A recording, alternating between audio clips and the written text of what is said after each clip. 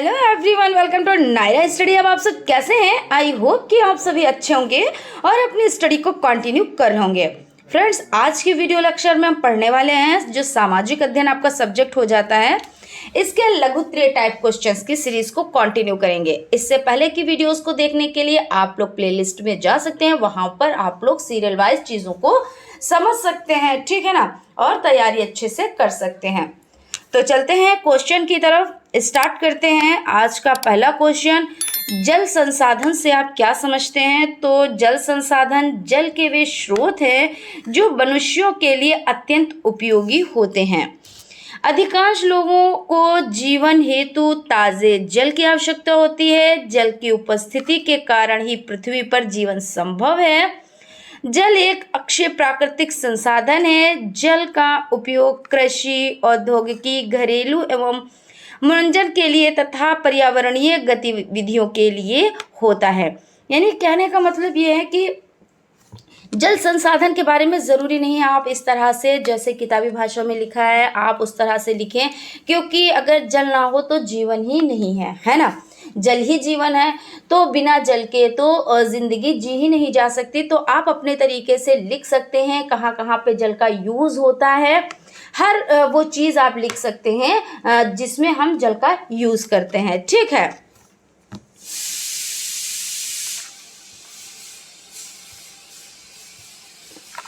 उसके बाद हो जाता है क्वेश्चन आपका नेक्स्ट, जनपद स्तर पर कौन कौन से न्यायालय होते हैं, इनका विवरण दीजिए।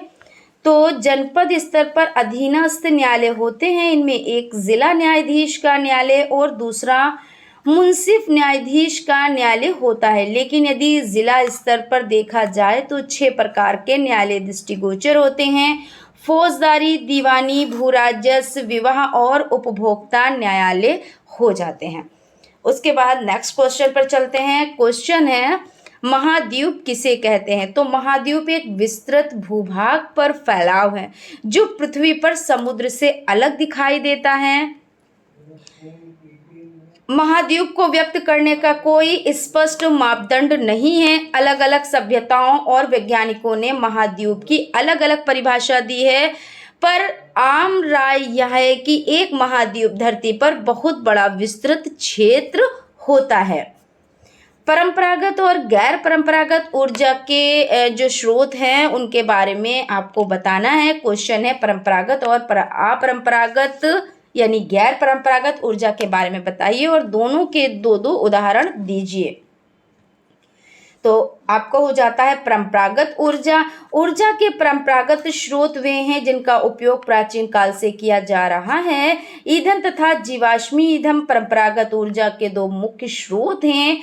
ऊर्जा के परंपरागत स्रोतों में मुख्य रूप से खनिज तेल, प्राकृतिक गैस, ईंधन, कोयला, जल विद्युत आदि को शामिल किया जाता है। गैर परंपरागत ऊर्जा को नवीकरणीय ऊर्जा या अक्षय ऊर्जा भी कहते हैं।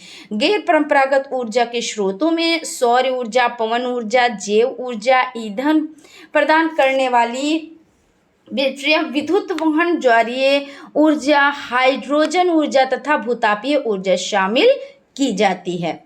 वन कितने प्रकार के होते हैं?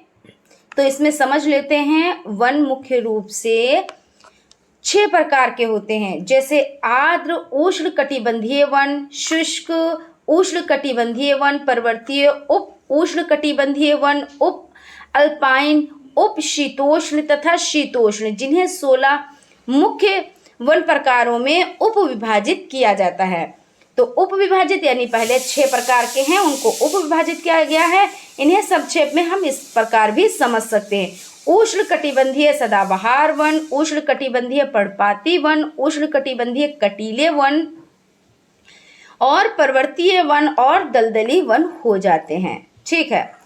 उसके बाद नेक्स्ट क्वेश्चन की तरफ चलते हैं। दक्षिण अमेरिका के प्राकृतिक संसाधनों का वर्णन कीजिए। तो दक्षिण अमेरिका के प्रमुख खनिज संसाधन सोना, चांदी, तांबा, लौह अयस्क, टिन और पेट्रोलियम है। दक्षिण अमेरिका में पाए जाने वाले इन संसाधनों ने अपने देशों को विशेष रूप से युद्ध के समय या अन्यत्र औद्योगिक देशों द्वारा तीव्र आर्थिक विकास के दौरान उच्च आय प्रदान की है। दक्षिण अमेरिका के इन संसाधनों के अतिरिक्त भूमि, ताज़ा जल, वायु, दुर्लभ मृदा तत्व और अयस्क जैसे सोना सहित भारी धातुएं आदि भी शामिल हैं। लोहा कितने प्रकार का होता है? हमारे जीवन में धातुओं का उपयोग बताएं। तो लौह धातु में अन्य पदार्थों के मिले होने से इसे लौह अयस्क कहा जाता है। लौह धातु को इसकी मजबूती के आधार पर मैग्नेटाइट, हेमेटाइट, लिमोनाइट और सिडेराइट 4 प्रकार के होते हैं।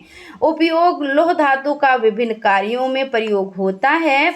इसी प्रकार अन्य धातुएं जैसे तांबा, टिन, पतला सीसा, चांदी, सोना, मैग्नीज, कोबाल्ट, सीसा आदि का औद्योगिक तथा सामान्य जीवन के प्रत्येक क्षेत्र में उपयोग किया जाता है। ठीक है, उसके बाद चलते हैं विश्व में प्राकृतिक शक्ति के प्रमुख संसाधन कौन कौन से हैं, इस पर डिस्कस कर लेते हैं। देख लेते हैं विश्व में प्राकृतिक शक्ति के 3 प्रमुख साधन कौन कौन से हैं। तो कोयला, खनिज तेल, जल शक्ति हो जाता है। तो कोयला शक्ति के साधनों में कोयले का महत्वपूर्ण स्थान है। प्राचीन वन प्रदेशों की वनस्पति धीरे धीरे पृथ्वी के भीतरी भाग में दब जाने और वहां की गर्मी से झुलस कर ठोस हो जाने से कोयला बना है। कोयला कार्बनी एवं टर्शरी युगों में बना है। कोयला ईंधन तथा रासायनिक पदार्थों का स्रोत है। कार्बन की मात्रा तथा ज्वलनशील तत्वों के आधार पर एंथ्रेसाइट, बिटुमिनस, लिग्नाइट और पीट नामक 4 प्रकार के कोयले की किस्में होती हैं।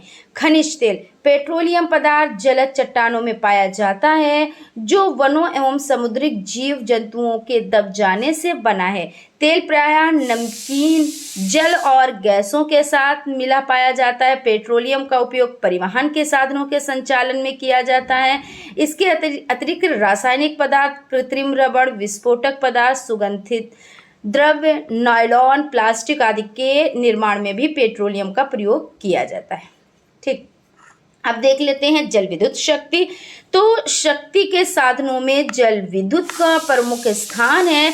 बहते हुए जल को ऊंचाई से नीचे गिराकर टरबाइन इंजनों से जल विद्युत का उत्पादन किया जाता है। तो इस तरह से यहाँ तक हमारा सेशन कंप्लीट होता है।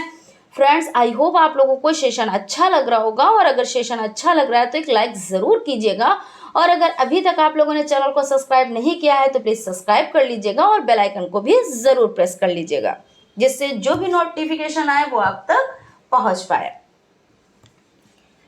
देख लेते हैं विश्व में प्रमुख रेल मार्ग कौन से हैं।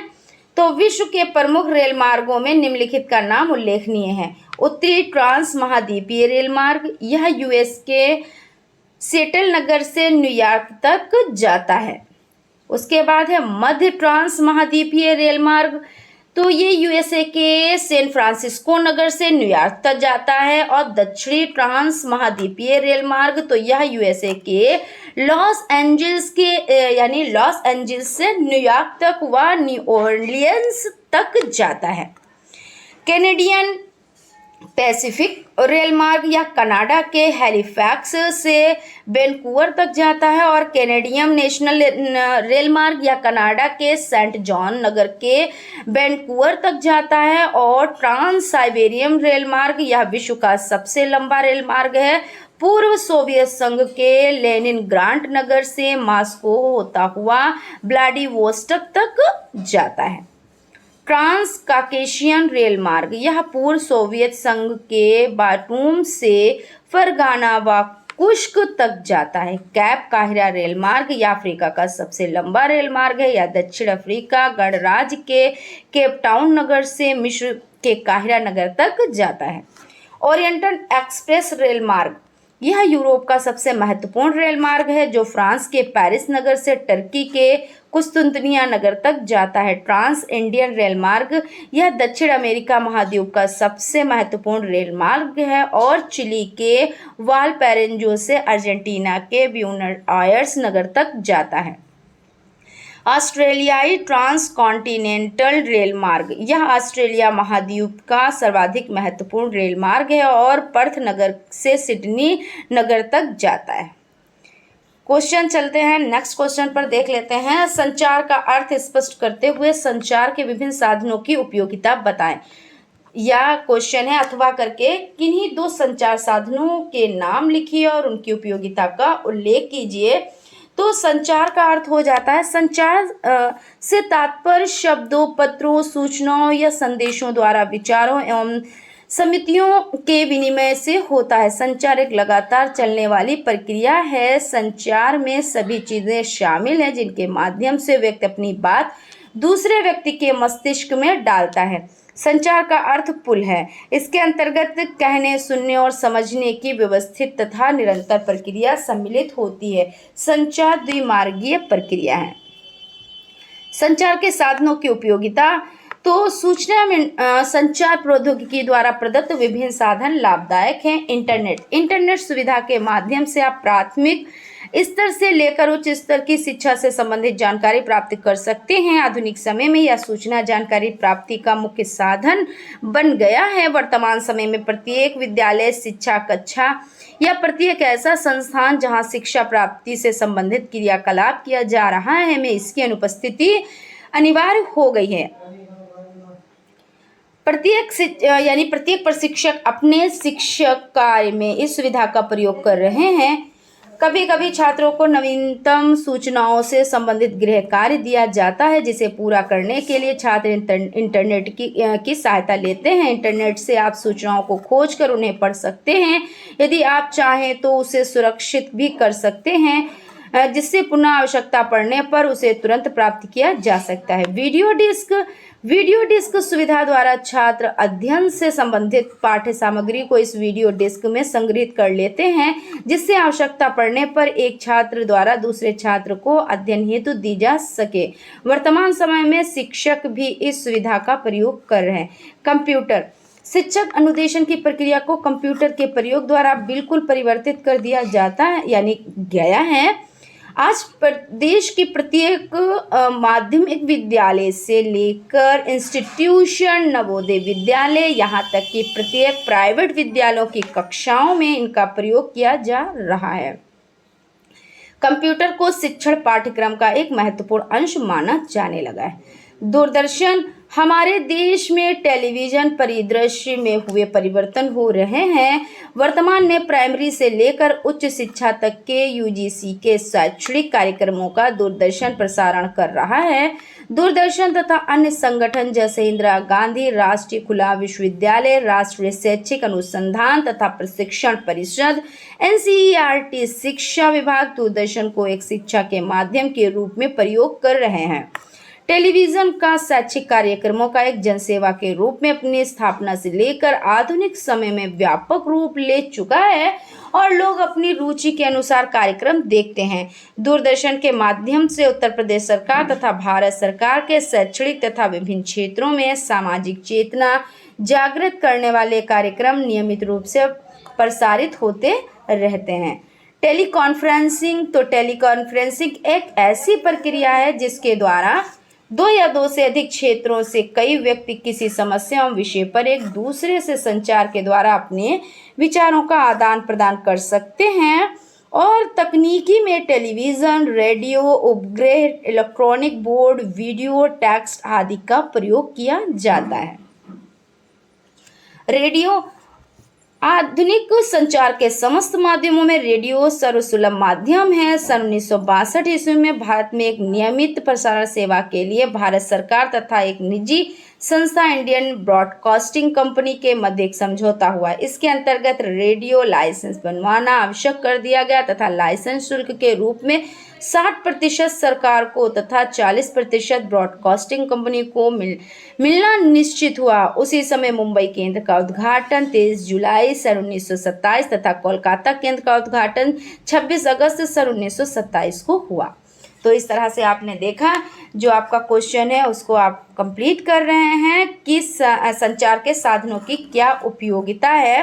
तो आज ये सभी चीज़ें बहुत कहते नहीं हैं स्पीड में चीज़ें लोग कर रहे हैं। वीडियो डिस्क, कंप्यूटर का यूज़ कर रहे हैं, दूरदर्शन, टेलीकॉन्फ्रेंसिंग, रेडियो, विभिन्न उपग्रह, इन सभी का भाई यूज़ हो रहा है ना। आधुनिक समय में उपग्रह का प्रयोग शिक्षा के क्षेत्र में विस्तृत रूप से हो रहा है। उपग्रह के प्रयोग में इंटरनेट, दूरदर्शन, वीडियो कॉन्फ्रेंसिंग तथा टेली कॉन्फ्रेंसिंग जैसी कई सुविधाओं का विकास हुआ है। प्रारंभ में इन सभी व्यवस्थाओं का उपयोग शिक्षा के क्षेत्र में कम होता था, परंतु वर्तमान समय में इनका प्रयोग शिक्षा के क्षेत्र में पूर्ण रूप से होने लगा है। शैक्षिक दूरदर्शन पर कई प्रकार के शैक्षणिक कार्यक्रम प्रसारित किए जाते हैं। ज्ञान दर्शन कार्यक्रम के माध्यम से विभिन्न प्रकार के विषय, गणित, विज्ञान तथा पर्यावरण आदि विषयों को सरल तथा प्रभावी ढंग से छात्रों के समक्ष प्रस्तुत किया जाता है। जैसे कहा नहीं जाता है कि अगर टेलीविज़न है, आप दूरदर्शन का यूज़ कैसे करते हैं? कुछ लोग मनोरंजन करने के लिए करते हैं, है ना, टाइम पास करने के लिए करते हैं। कुछ लोग क्या करते हैं, शिक्षा को ग्रहण करने के लिए करते हैं। इसी तरह आपका जो मोबाइल हो जाता है, कुछ लोग क्या करते हैं, इसको सिर्फ एंजॉय करने के लिए और अपना टाइम पास करने के लिए इसको यूज़ करते हैं। लेकिन कहने का मतलब वही हो जाता है कि इसमें 99 चीज़ें कैसी हैं, बहुत ही लाभकारी हैं। ये एक ऐसा प्लेटफॉर्म है जिसमें आप क्या कर सकते हो। पहले क्या होता था, अच्छी कोचिंग लोगों को नहीं मिल पाती थी क्योंकि आर्थिक स्थिति नहीं ठीक होती। अगर आर्थिक स्थिति ठीक नहीं है तो इतनी फीस देनी, इतनी महंगी कोई अच्छे टीचर से पढ़ने के लिए या बाहर जाना पड़ता था, है ना, अच्छे टीचरों से कोचिंग लेने के लिए। तो जब इतना पैसा ही नहीं था, अब क्या, अगर पैसा नहीं भी है तो मोबाइल के ज़रिए हम उन टीचर्स से शिक्षा ग्रहण कर सकते हैं, वो भी मुफ्त में कर सकते हैं। तो इस हिसाब से मोबाइल तो बहुत ही अच्छी चीज़ हुई। लेकिन क्या हुआ कि कुछ लोगों ने इसको बहुत गलत भी कहा। लेकिन क्या है, 1% भाई, जब आपने उसको, मोबाइल क्यों गलत है, क्योंकि आपने उसका यूज़ किया। जब आपने यूज़ किया तो जैसे आप उसको यूज़ करेंगे, वो तो कहते नहीं, वो खुद से नहीं कहता है कि हमें ये चीज़ आप सर्च करो, है ना। आप सर्च तो वही चीज़ करेंगे जो आपकी मर्जी होगी। तो मोबाइल नहीं गलत है, गलत आप हैं, क्योंकि आपने वो चीज़ सर्च की जो लोगों को पसंद नहीं है।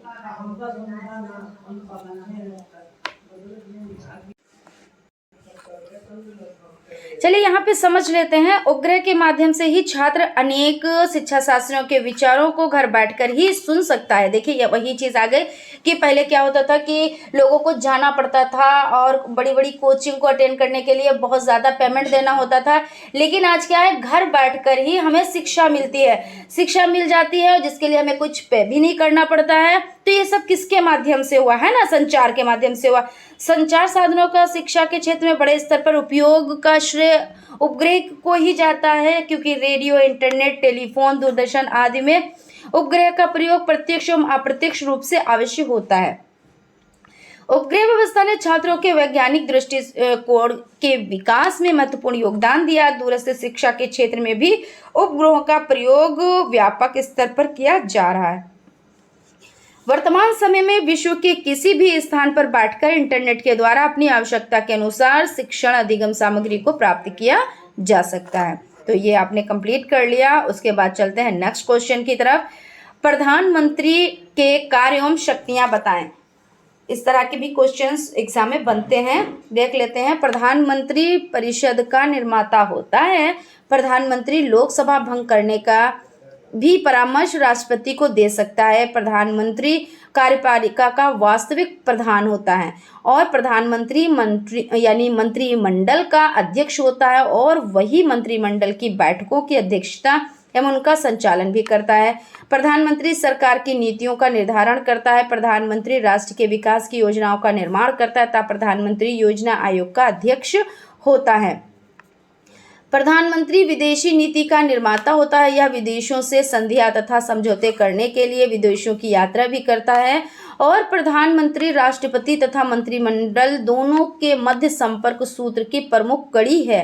प्रधानमंत्री विभिन्न मंत्रालयों के कार्यों का संयोजन तथा समन्वय करता है तथा पारस्परिक मतभेदों को समाप्त करता है। प्रधानमंत्री अपने दल का अध्यक्ष भी होता है और इस कारण वह दल के संबंध में अनेक मतभेदों को समाप्त करता है। अब चलते हैं नेक्स्ट क्वेश्चन की तरफ। क्वेश्चन देख लेते हैं। मंत्री परिषद तथा मंत्रिमंडल में अंतर बताएं और मंत्री परिषद के प्रमुख कार्य बताएं। तो मंत्री परिषद तथा मंत्रिमंडल में अंतर मंत्री परिषद का आकार मंत्रिमंडल की अपेक्षा विस्तृत होता है। प्रधानमंत्री प्लस कैबिनेट मंत्री प्लस राज्य मंत्री प्लस उप मंत्री बराबर मंत्री परिषद। प्रधानमंत्री प्लस कैबिनेट मंत्री बराबर मंत्रिमंडल। मंत्री परिषद के कार्य। मंत्री परिषद विभिन्न विभागों के माध्यम से देश का शासन संचालित करता है। वार्षिक बजट तैयार करना, इसे सदन में प्रस्तुत करना तथा संसद से पारित करवाना। मंत्री परिषद के विभिन्न सदस्य विधेयक तैयार करते हैं, संसद में प्रस्तावित करते हैं तथा संसद में पारित करवाते हैं। विदेशों में समझौते, युद्ध संधि तथा व्यापारिक संबंध स्थापित करने का कार्य मंत्री परिषद द्वारा ही किया जाता है। लोक अदालत क्या है? लोक अदालत का कार्य बताएं। तो लोक अदालत ऐसी अदालत जिसमें वादी प्रतिवादी अपना वकील नहीं करते, न्याय अविलंब और निःशुल्क मिलता है, उन्हें लोक अदालत कहा जाता है। इसमें न्याय प्रक्रिया को द्रुतगामी तथा खर्चीली और सरल बनाने का मुख्य उद्देश्य रखा जाता है। लोक अदालत का उद्देश्य न्याय दिलाने में होने वाले विलंब को दूर करना है। लोक अदालत के निर्णयों के विरुद्ध अपीलें नहीं की जा सकती।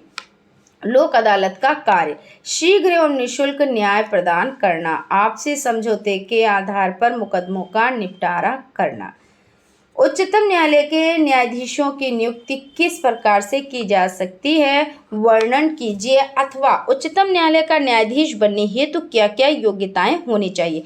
क्वेश्चन आपका, जैसे आपने पढ़ा उच्चतम न्यायालय के न्यायाधीशों की नियुक्ति किस प्रकार की जाती है, ये क्वेश्चन आ जाए, या उच्चतम न्यायालय का न्यायाधीश बनने हेतु क्या क्या विशेषताएं होनी चाहिए, आपको आंसर तो यही लिखना रहेगा, है ना, अथवा करके है। तो उच्चतम न्यायालय के न्यायाधीश संविधान के अनुच्छेद 124 कितना, तो 124 के अनुसार भारत के सर्वोच्च न्यायालय के एक मुख्य न्यायाधीश और 7 अन्य न्यायाधीशों की व्यवस्था की गई है। आवश्यकता पड़ने पर संविधान ने संसद को और अधिक न्यायाधीश नियुक्त करने का अधिकार भी दिया है। संसद इस अधिकार द्वारा न्यायाधीशों की संख्या में अनेक बार वृद्धि कर चुकी है। इस समय उच्चतम न्यायालय में प्रधान न्यायाधीश के अतिरिक्त 30 न्यायाधीश, कुल 1+30 न्यायाधीश हैं। न्यायाधीशों की नियुक्ति प्रधानमंत्री न्यायाधीश व अन्य न्यायाधीश की नियुक्ति राष्ट्रपति करता है।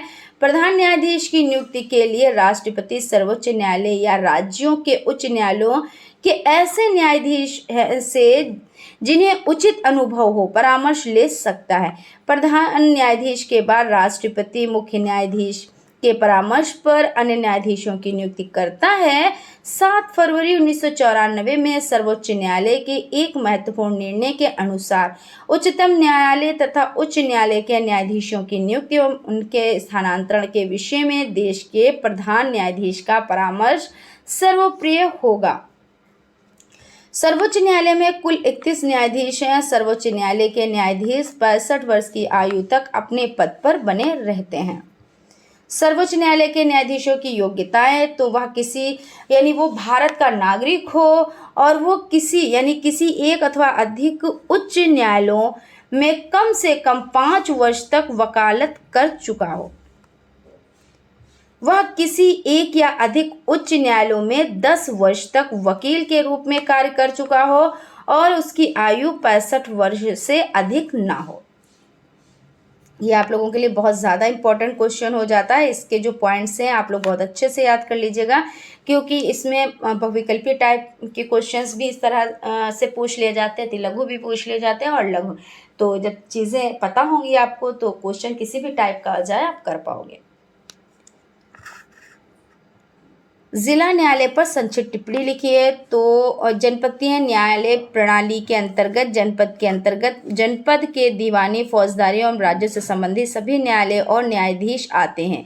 इन पर राज्य के उच्च न्यायालय एक प्रशासनिक नियंत्रण होता है। दीवानी न्यायालय के अंतर्गत जिला एवं सत्र न्यायाधीश, सिविल जज का न्यायालय, मुंसिफ न्यायालय, लघुवाद एवं खलीफा न्यायालय एवं न्याय पंचायत आदि आते हैं।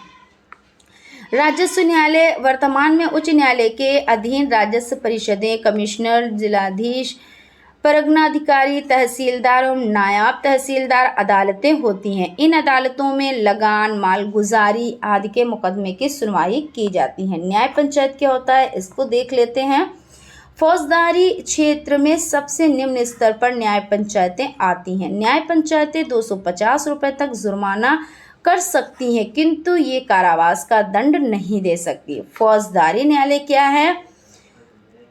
उच्च न्यायालय के अधीन फौजदारी का सबसे बड़ा न्यायालय सत्र न्यायाधीश का होता है। इस न्यायाधीश को जिला, सेशन जज दोनों ही नामों से संबोधित किया जाता है।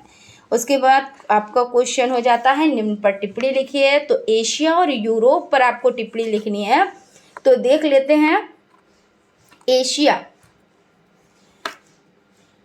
शब्द की उत्पत्ति विब्रू भाषा के आंसू से हुई है, जिसका अर्थ है उदित सूर्य से है। ठीक है। और एशिया संसार का सबसे बड़ा महाद्वीप है। अब क्वेश्चन तो बनता है कि संसार का सबसे बड़ा महाद्वीप तो एशिया है ना।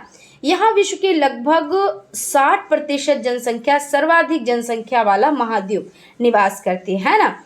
एशिया में विश्व के सर्वाधिक जनसंख्या वाला देश चीन है। एशिया में क्षेत्रफल की दृष्टि से सबसे छोटा देश मालदीव है। एशिया में विश्व का सर्वाधिक जनसंख्या घनत्व वाला देश सिंगापुर है। एशिया में विश्व का सबसे ऊंचा पर्वत हिमालय पर्वतमाला श्रेणी का माउंट एवरेस्ट 8,848 मीटर है, जो नेपाल में स्थित है। विश्व का सर्वाधिक विस्तृत पठार तिब्बत का पठार, जो लगभग आपका देख सकते हैं 2 लाख वर्ग किलोमीटर क्षेत्र में विस्तृत है।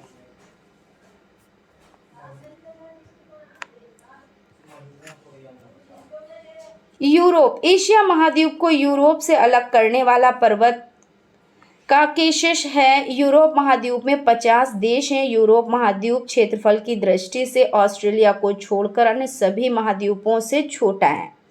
यूरोप महाद्वीप उत्तर में उत्तरीय ध्रुव सागर, दक्षिण में भूमध्य सागर और काला सागर तथा पश्चिम में अंध महासागर से घिरा है। यूरोप का सबसे ऊंचा शिखर एल्ब्रुज 5,642 मीटर रूप में स्थित है। यूरोप महाद्वीप के सर्वाधिक महत्वपूर्ण नदी डेन्यूब ऑस्ट्रिया, बुल्गारिया, चेक तथा स्लोवाकिया, यूगोस्लाविया और रोमानिया से होकर बहती हुई यूक्रेन की सीमा के निकट काला सागर में गिरती है। यूरोप महाद्वीप का सबसे बड़ा नगर लंदन है, जो टेम्स नदी के तट पर बसा है। पो नदी को इटली की गंगा कहा जाता है। देखिए कितना अच्छा क्वेश्चन है, किस नदी को इटली का गंगा कहा जाता है ना। इस तरह के क्वेश्चन पूछ ले जाते तो बड़ी ही दिक्कत हो जाती है, समझ नहीं आता कहाँ से आ गया, सिलेबस से बाहर का आ गया। लेकिन ऐसा कुछ नहीं, सिलेबस से बाहर तो कुछ भी आता ही नहीं है।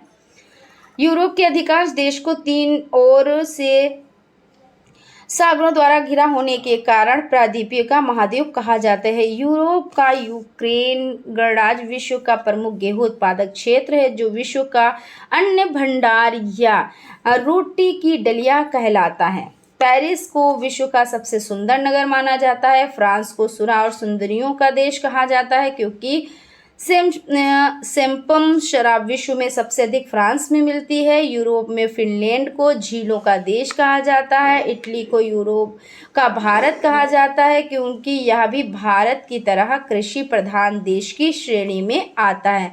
स्विट्जरलैंड को यूरोप का खेल का मैदान कहा जाता है।